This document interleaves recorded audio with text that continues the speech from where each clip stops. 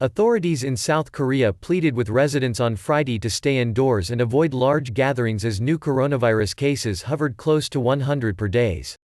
South Korea reported 91 new coronavirus cases on Friday, taking the national tally to 9,332, the Korea Centers for Disease Control and Prevention said.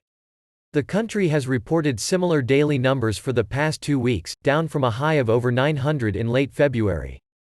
The government has sought to convince a restless public that several more weeks of social distancing and self-isolation may be needed to allow health authorities to tamp down the smaller but still steady stream of new cases.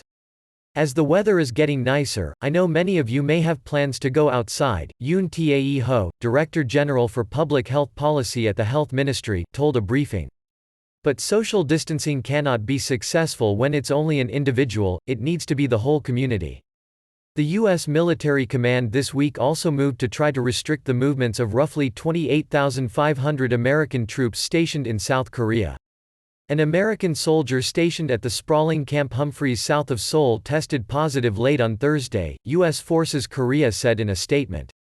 She is the second soldier and 11th person related to United States Forces Korea (USFK) to test positive. Officials are seeking to trace her previous movements, as she was at work and other locations on the base as late as the day she tested positive. Earlier this week, an American contractor also working at Camp Humphreys, which hosts the headquarters of the U.S. military command in South Korea, tested positive.